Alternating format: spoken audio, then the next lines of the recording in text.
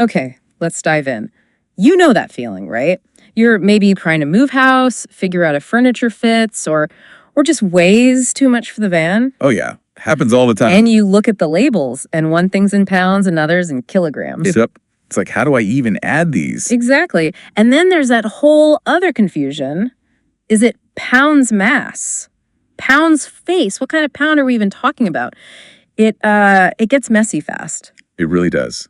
And it's funny how much mental energy goes into just juggling the units, not even the actual problem, just the labels. That's exactly what we're tackling in this deep dive. We're looking at that exact frustration, but not with conversion tables. No, definitely not. We found this thing called CalcsLive, and it seems to handle this whole mixed unit calculation thing in a really, a really interesting way. Right. The idea is to see how it simplifies things, lets you focus on the quantities themselves, maybe be a bit more intuitive about it, less error prone, hopefully. And for you listening, the goal here is to maybe pick up a smarter way to handle these kinds of calculations. Could be for DIY, could be for work. Or just, curiosity, seeing a better way to do the math. Could save some time, maybe avoid a few headaches down the line. So let's use a concrete example. Like the one we looked at, you've got a table, right? Yeah. Let's say its mass is 100 pounds. And to be specific, that's pounds mass. Pound. There we go. Okay, 100 pounds for the table. Got it. And then you have, say, 6 chairs. Each chair has a mass of 5 kilograms. 6 chairs, 5 kilograms each. Okay, so the question is total mass. Exactly. What's the total mass? And bam, there's the problem. You can't just add 100 to 6 times 5, can you? Nope. The units don't match. Kilograms and pounds mass. They're different things. Usually you'd have to stop, right? Convert everything to kilos or everything to pounds before you can add. That's the standard way, yeah. But CalcsLive approaches it differently. The first step is just writing it down. Plain text. Like you literally type out table mass M1 equals 100 pound meter. Then maybe chair count. Yeah. And N6. Chair mass. M2 equals 5 kilograms. You do the total chair mass, so maybe chair total. M2 equals NM2 kilograms. Putting the formula right in there. Exactly. And then finally what you want, total. M equal 1 plus M2 pounded man. See, you even specify the unit you want the answer in. Column BM in this case. Okay, so that's the setup, just defining things. What's next? This is where the unit agnostic part comes in. This is it. You take that quantity part, like the 100 pound, or you could even copy the whole M1 to 100 pound BL line, and you paste it into CalcsLive. Just paste it. Yep. And as soon as you do, boom, a little drop-down menu appears right next to it. A drop-down. What's in it? Other mass units.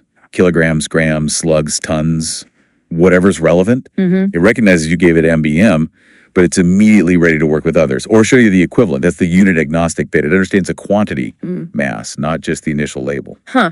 Okay, that's pretty neat. So it knows its mass and gives you options. Exactly. Now, what happens when you paste in the line with the calculation?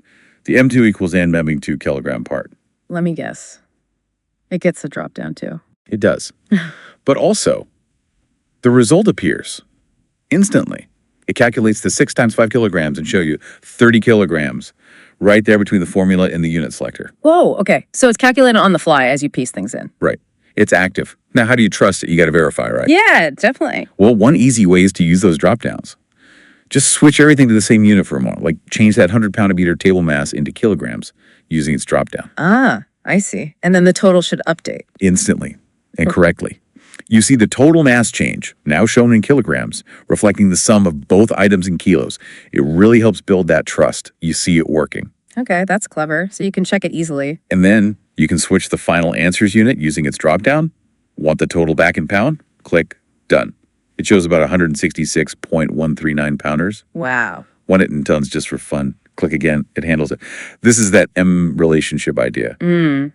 What's that? Well, traditional conversion is often one-to-one, right? Convert this specific unit to that specific unit. Yeah. Here you have possible input units you could use, and you can display the output in different units. Yeah. Much more flexible. Gotcha. Multiple inputs, multiple outputs, all handled automatically. Precisely. Okay, now you mentioned pound dem, pounds mass earlier.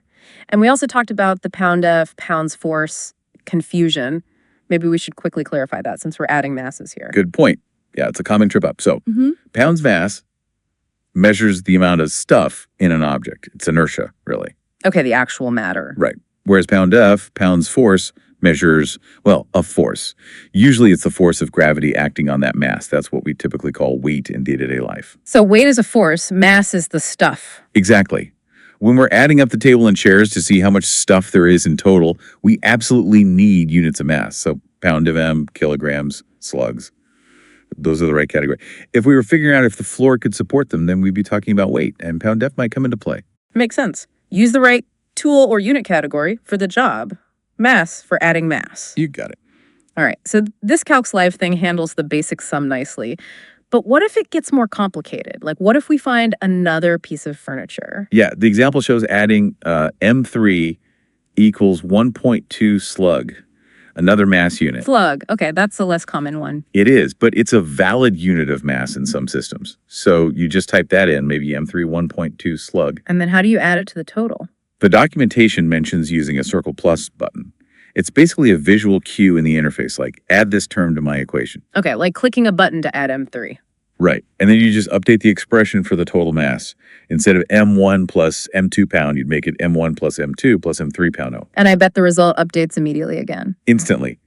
It recalculates the total, including the slug value, converting it behind the scenes and giving you the final answer in Kalmar or whatever unit you've selected for the output. It shows how dynamic it is. That's the really striking part, isn't it? You're adding pound minimum, kg, and slugs in the same equation, seemingly directly, without manually converting anything first. That's the aha moment for many people, because we're so used to the old way. Yeah, like in a spreadsheet, you'd have your pounds column, your kilos column, probably a conversion factor column, then maybe a column with everything in kilos. Exactly. Separate steps, formulas for conversion, then another formula for the sum. Lots of places to make a typo or grab the wrong conversion factor. Right. I've definitely messed that up before.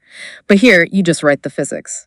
Total mass, mass 1 plus mass 2 plus mass 3. Precisely. You're thinking in terms of the physical relationship, the principle. The software handles the unit consistency underneath. M equals M1 plus M2 plus M3. That's the core idea. Let the tool manage the units. So if we sum up the benefits, it's simpler, definitely faster than manual conversion. Much less error prone, for sure. It kind of pushes you to think about the physics, not just the numbers. Handles the mixed units without complaint.